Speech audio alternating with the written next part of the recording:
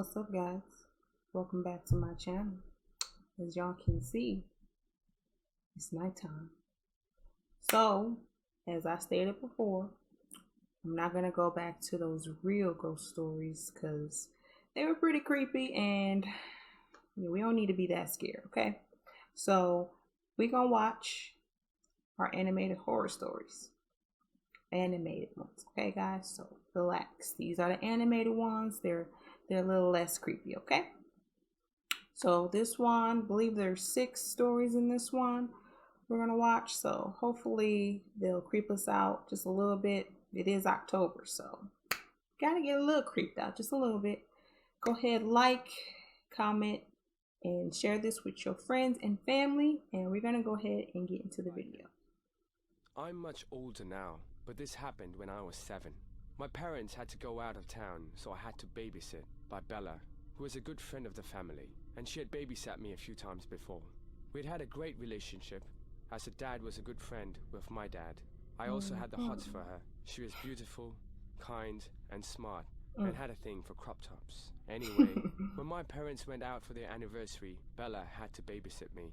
We had a lot of fun playing games and messing around. When it was time for bed, Bella was tucking me in, and that's when we heard a noise coming from outside, and then a noise of someone walking into the house. We just assumed it was my parents. Bella told me good night, and then left the room, while leaving the door slightly open and the light on, as I was a little wimp. Anyway, I listened out to hear Bella walking down the stairs, calling out to my parents. Then there was a moment of silence. Then suddenly, Bella came bursting back into the room, grabbed me out of my bed with a hand over her mouth, and she pushed me into the closet.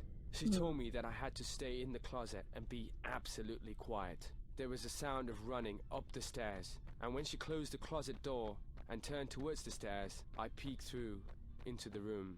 The footsteps were coming towards my room. A large man wearing a balaclava walked into the room and stared at Bella. He was bulky and looked in his mid-30s. The man said to her, "Hello, pretty. I didn't expect anyone to be here." Bella told the man the police was coming and he needed to get the hell out. The man didn't believe her and laughed, starting to mock her. Bella told him, "Leave." And that's when the man started walking towards her, saying, "I just want to talk. I'm not going to hurt you." Bella shouted to the man to get away, and she started attacking him, throwing several punches. The man just laughed and he yelled, "Come here, darling." And that's when he grabbed her with his big arms and he got her in a big bear hug. He started to squeeze her very tight, and Bella screamed in agony. She struggled to get out of the hug, but it was clear that he was too strong for her. I just sat there in the closet, silent, not knowing what to do. The man kept on squeezing Bella. To me, it looked like he was going to snap her in half. Bella was clearly in pain and couldn't breathe. The man mocked her, asking her if she enjoyed it, telling her how pretty she was. He's sick. She started punching the man, but he just squeezed her tighter and tighter. He had this big perverted grin that could be seen through his balaclava. This went on for forever, and I thought Bella had passed out. Her arms went limp and her back arched. I could see her eyes closed. I was terrified. I thought she had actually died. The man continued to bear hug Bella while chuckling. Finally, he placed her on the floor and straddled her unconscious body. He looked at her from her face to her belly. He muttered something under his breath and then started kissing her belly button. Luckily, there was a loud knock at the door, along with the voice of someone calling, "Police, open up!" The man got up and ran out of the room, down the stairs. After a few seconds, Bella opened her eyes, and I opened the closet door, shouting her name, and I hugged her tightly. We went downstairs and opened the door to 2 police officers. It turns out my next-door neighbor, an old lady, had stayed up late and saw the man entering my parents' house, after which she'd called the police and then my parents. My parents got home, and so did Bella's. We talked with the police over what had happened. That night, the man was found and arrested. He was just a burglar. After the incident, Bella started therapy and also took up boxing and judo as a means of self-defense. Eventually, she recovered and continued to be my babysitter. However, I continued to think about the man, about what he would have done to me if it hadn't been for Bella. Good thing that neighbor saw. That's crazy. She got lucky. I've been staying in my apartment in Jersey City during this coronavirus epidemic. My roommate has since gone home to Ohio to stay with her family during all of this, so I've been in the apartment alone. I've been mostly just watching new movies and shows. I try not to go out too much because my city's pretty bad right now. A couple of days ago, I was running extremely low on food, so I had to make a mandatory grocery run. I went to the nearby Trader Joe's wearing a mask and gloves, which considering the insane line and the limited stock, turned out to be a good idea. On my walk back home in the dark, I realized the streets were even quieter than they were the last time I went shopping, just a week before. Suddenly, out of an alleyway, some guy wearing a mask and gloves approaches me. He had a baby, wrapped in a hoodie and a small blanket in his hands. He seemed really sincere and asked me to let him take his son to my apartment real quick so he could change his diapers and feed him his food. He swore to me that he was clean and that he just really needed this favor for 5 minutes. It seemed like an emergency, and hearing the baby's little cries and the fact that this man even had a child with him, it just seemed really sincere, and the soft part of me agreed. I let him into my apartment building. It was only a short walk from there. We walked up the 3 stories to my apartment, and I let him inside, asking him to close the door behind him. I cleared a spot on the living room table for him to change his child's diapers and whatever. When I turned around, I saw the man snooping around in a strange way. He'd gone into my kitchen to do God knows what. I called over to him, letting him know that I'd set up the table for him to use. He didn't answer. I started getting confused. I walked into the kitchen and saw him looking around suspiciously. But what really confused me was the fact that the man was holding what I thought was his child with just one hand. It took me a second to realize it wasn't a child. It was just a baby doll wrapped in a blanket. One of those realistic ones that can make crying noises. He looked at me and suddenly pulled the gun out of his pocket. That's where things went from 1 to 100 real quick. With a gun aimed straight at my head, he said something like, "I'm gonna take what I want, and you're gonna stay in my sight." Of course I had to say okay. I wondered if it could be a BB gun with the tip painted black, but even if it was, I doubt if I could have overpowered him. I couldn't risk it. He pulled out a big black bag from his backpack and filled it with valuables. My wallet, some of my roommate's jewelry, kitchen valuables, my brother's Xbox, and my iPad. It was sickening to watch, but I was more scared of him pulling the trigger of that gun. He filled his bag and threw the fake baby in it as well. And then he left. I called the cops first thing. They came and helped me get in touch with the building owner to check out the CCTV footage. Of course, it didn't help him much, since his face was covered by a mask, making it near impossible to even discover who he was. All I can do is urge everyone to be careful. Don't trust anybody. You Stay think? indoors until all of this That was is just over. stupid anyways. That was just real stupid.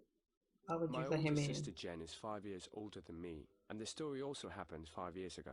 Before Jen was dating her current boyfriend, she was on Tinder to meet a few guys. I remember the night specifically. She told me and our other sister Maria that she was meeting a guy at a bar a few blocks down. When she got there, she sat at the bar and texted the guy to let him know where she was sitting. Under a minute passed, and a man sat down next to her, offering to buy her a drink. This man was significantly older than my sister, and according to her, gave off a horrible smell. He had bad breath and crooked front teeth. She told him no thank you, right away, as she had a guy coming to meet her. The man didn't get up just yet. He kept sitting there. He said he would buy her a drink in the meantime, before her date got there. Jen felt very uncomfortable and asked the man to please leave her alone. The man got up from the bar stool, and Jen told us that she did a side glance to see where the man had gone. She said he sat at one of the nearby table booths. Jen texted a date about what had just happened and asked him to please hurry. There wasn't a response, so she sat there for a few minutes. She texted again, "Where are you?" This time the guy responded, "Running late, get a drink or two without me." Now, this was an odd text for a guy to send I to a would've girl left. that he was meeting. And to make it even worse, the man from before just came to sit back down next to Jen, asking her where a date was and acting all upset that she was still alone. My sister responded to the man once or twice, and then she'd had enough, and she asked him to please leave her alone. Once again, she texted a date one more time, saying, "Sorry, I'm going to leave." As she sent it, the man's phone, which he had left on the bar, vibrated. My sister immediately put 2 and 2 together, and she said she was going to go to the bathroom. She called her sister Maria, Wow. asking her what to do. Maria told her to just leave and drive home. I listened in on the conversation. When Jen left the bathroom, the man was no longer anywhere to be seen in the bar, which I'm sure she found to be a relief. She went straight to her car and started driving home. It's a very linear and short path from that bar, and she was home in probably a couple of minutes. When she pulled up in the driveway and started walking to the front door, she noticed another car pull up across the street. It didn't stop directly in front of the house across the street. It stopped one house over. Jen came inside, and from here on, I can tell the story from my own point of view. Maria and I came to greet Jen and asked her what had happened. She went to the window and creased the blinds to look outside. She told us there was a car out there, and she was worried that the man had followed her. But when all three of us looked through the blinds, we didn't see a car out there. So she told us the unsettling story of what had happened at the bar.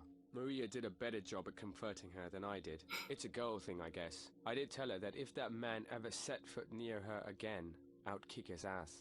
Later on, we all went to our rooms and did our own thing. I was playing Far Cry 4 on my computer when I heard the horrible sound of both my sisters screaming. Let me shift back to Jen's perspective for a second. She was on her phone in bed when she got a text from that number. It said, "Hey, I'm sorry. I didn't see your text until I got to the bar." Jen didn't answer, so he sent a follow-up text saying, "I'm gonna meet you at your house. Which window is yours?" Jen called Maria to come to her room to look at the text. And as they talked for a little bit, figuring out what to do, Jen's window slid open and someone tried pushing their way through the roller shade. That was when both Maria and Jen screamed, causing not only me but our parents from upstairs to come rushing to her room. The man trying to come in gave up before we even made it to the room. Our dad went outside to try and chase after the man, but he was already long gone, probably in his car. Of course, my dad called the cops to get the police report. Jen gave the police the man's cell phone number, and they took records of the text conversation. They said they were going to do what they could in order to trace the number, although it could take a few days. My dad was contacted after the weekend by the local police station, and they asked him to come in to the station. They said they traced the number to be a fake number through some app, and that there was no guarantee that they could trace the EUs back to the specific phone. My dad asked them to do whatever they could. Weeks passed, and we never heard from the police, but we all slowly started to forget about it. You can never really understand people's motives and how they think they can get away with something like climbing into a girl's window. Right. That's scary as hell. One night in a small American town, a young girl threw a party and invited all of her friends from school. There was a large group of boys and girls, and as the night went on, they began telling scary stories. One boy said he had heard an urban legend about an old graveyard that was located near the girl's house. According to the story, an old woman had been buried in the middle of the cemetery, and there were rumors that she was a witch. They said that if someone stood on a grave at night, she would grab them and drag them down into hell. I would never go near that graveyard after dark, another boy said. You're all a bunch of morons, laughed the girl who owned the house. It's just a silly superstition. I can't believe you take it seriously. The boy who had told the story turned to her and sneered. It's all very well to be brave when you're safe and warm in your own house. I think you'd have a different attitude if you actually went down to the graveyard. It wouldn't make a difference, replied the girl haughtily. Okay, then prove it, said the boy. We'll all go down to the cemetery and wait outside while you go in and stand on the old witch's grave. A grave doesn't scare me, said the girl. I'll do it right now. You'll have to prove you really did it, said the boy. Otherwise, you might chicken out. He took a knife from the kitchen drawer and handed it to her. Stick this knife in the grave, he said.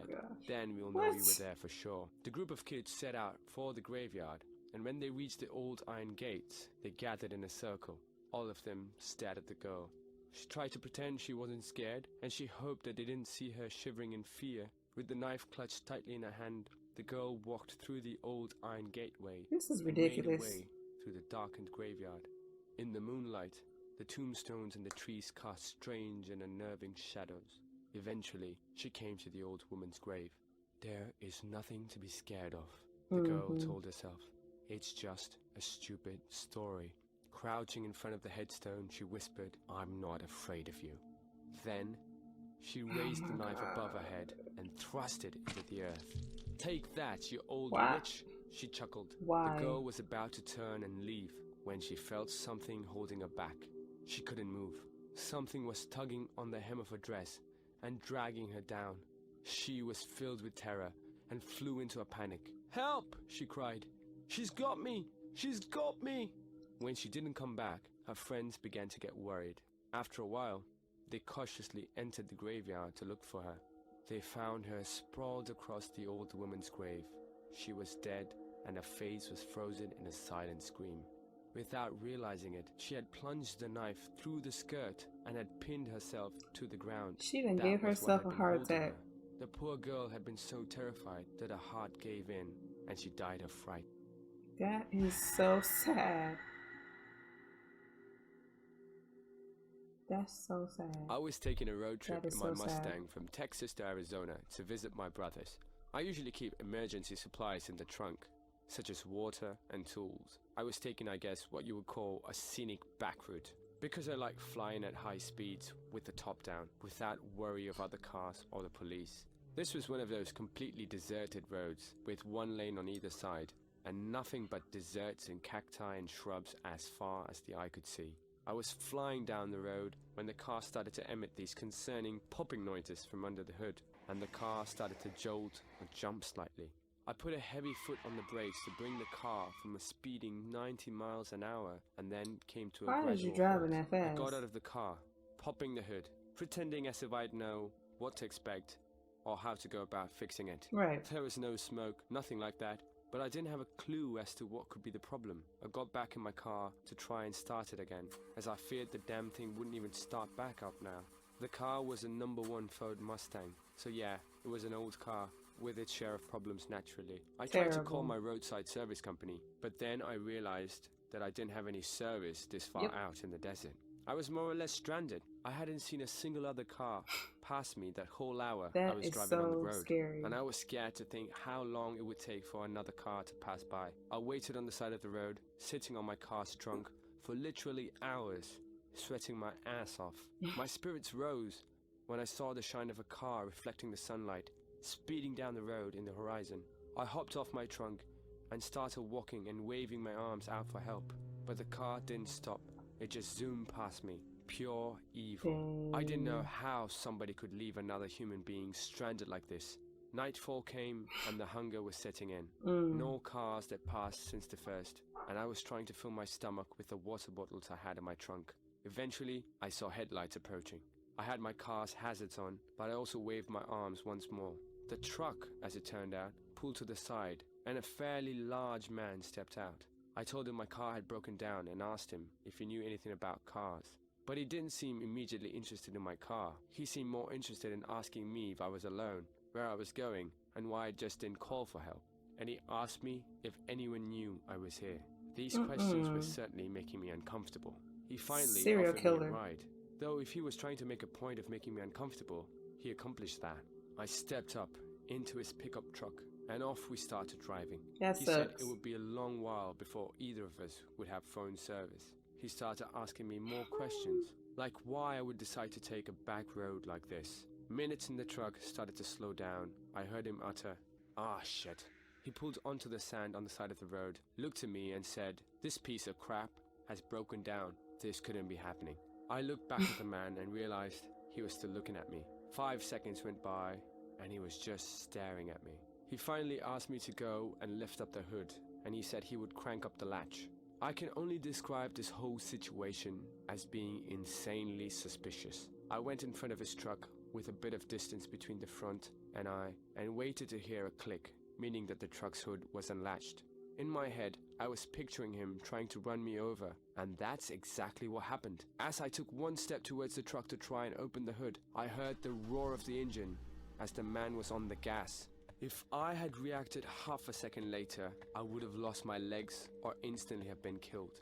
I took off running into the pitch black night, What looking the back to see the heck? taillights still there, and then gunshots. Surely gunshots aimed at me. That man was trying to kill me. It was too dark out there for him to possibly shoot me dead without some kind of luck. Wow. But I thought I was going to die at any moment. I ran as far as I could. Then I made myself as low to the ground as possible. I heard the truck speeding off into the distance, so I turned and saw the taillights of the truck slowly disappearing What down the the empty heck? road. I eventually fell asleep on the side of the road, and the nightmare didn't end until early morning when I woke up to another pickup truck passing by.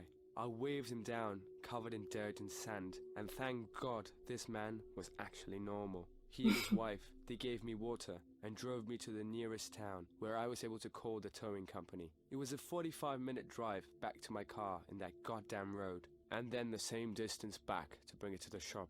Long story short, this was the worst trip experience of my life. I think someone trying to run you over and then shoot at you isn't something you simply get over. You think? That's crazy. He had the worst luck ever. Me and my best friend, both 22, recently spent 3 months backpacking in Europe. We had lots of strange encounters, but this one takes the cake. We had checked out of our hostel and decided to make our way to the international train station to wait for our night train. We had to take 1 or 2 trains to get to the big train station from where we had been staying, since it was in a relatively isolated area with just highways and a gas station nearby. We prefer to get to the train stations or airports early to get our tickets and make sure we don't miss the train. Also, we don't like walking around with our bags for hours. We had a 5-hour wait for the train, so we were both sitting on a bench just passing time on our phones. Around an hour after we arrived at the train station, a police officer came up to us and asked us what we were doing. I politely explained that we were waiting to board the night train. He asked to see our tickets, and I said that we don't have our tickets yet, just our rail passes. He looked at our passes and told us we still need to buy tickets. I thought he meant reservations, as some trains require pass holders to pay a reservation fee. Though I had researched the train we were catching and it did not require a reservation. He told us to come with him, so we gathered our bags and followed him to the ticket office. He told the clerk that we wanted to purchase 2 tickets to Bucharest. I explained that we didn't need tickets and that our final destination was Budapest. He wouldn't listen and kept insisting that we purchase tickets. Finally, the lady in the ticket office looked at our passes and printed us something like a seat assignment. This seemed to satisfy him. The officer told us that we needed to wait in a different area since we were catching the night train. So he took us to a closed-off room with some chairs and told us to stay there. He left, and we both breathed a sigh of relief, thinking that the interaction was over. It's really scary being in a foreign country and having a police officer yell at you. We thought we might get stuck in Turkey. We started watching a movie on my laptop to pass the time. About an hour after we went to the new waiting room, the same officer came in and told us we had to move again. He said to follow him, so we did. He started asking questions like, what are you doing in Turkey? And how do you know each other? Etc. Questions any border control could ask. He escorts us back to the outside bench we'd been sitting on originally. He asked to see our passports and tickets for the second time, and we show them to him. What the heck? He points out which terminal our train will leave from. He stands by, asking questions for a few minutes, and then leaves. This happens 2 or 3 times. He comes and tells us that we have to move, and asks the same questions, and looks at our passports. At this point, we are terrified that we are going to be detained and not make it to the train. It's nearly time to board our train, so we decide to head over to the terminal. On our way there, he intercepts us as we're about to get on the escalator. He grabs my arm, hard. I look to my friend, horrified. He looks at my friend and tells her, you go on, and points at the escalator. She gets on the escalator. What else could she do when an officer with a gun gives an order? He waits until she gets a bit away, all the while gripping my arm. Then he looks at me and says, are you on Instagram? I'm stunned. I say yes, and give him my Instagram username. He asks me to type it into his phone, so I do. He lets go of my arm and says, have a good trip. I reconnect with my friend and we run to get the train and find our seats. I'm in tears at this point. The whole day's been so scary. I thought we were being flagged as suspicious for getting to the train station early, when all the while it was just some creep trying to chat me up or something. He followed me on Insta and sent a message request along the lines of, what's up, remember me? I blocked him. My friend asked me why I gave him my Instagram at all, and I told her I just wanted the interaction to be over and for him to let me get on the train. Well, those were definitely some pretty creepy stories. They more so were like people having really bad luck, but they were still creepy because these definitely happen to people, especially with the first girl being a babysitter. That right there, that's pretty terrifying to have someone break in while you're babysitting. Luckily for her, the neighbor saw what was going on and was able to call 911 for her. So that really saved her life. And definitely saved that little boy, because we probably would have found him too, but they got lucky. The guy traveling in the desert road, he had some very bad luck. His car broke down. Then he didn't have any phone service. Then a car finally passes by and just kept going. Like, that's, I mean, I understand, like, if it was like maybe a girl by herself driving and she just sees this guy on the side of the road, you probably wouldn't stop for him. But me, I might have, kept my windows up and asked if he needed help or something like that. I would have probably offered to call if I could, or go into town for him and call and then just send someone back for him. But for him, they just kept going. Then another car comes, turns out to be a murderer, I guess. Luckily for him, though, it was dark and the guy couldn't see him and wasn't able to shoot him, so he got lucky as far as that goes.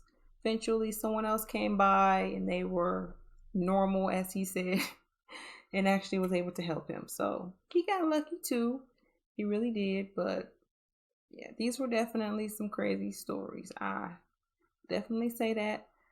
But that is all for now. So please like, comment, and subscribe if you haven't already. And I will see you guys in the next one.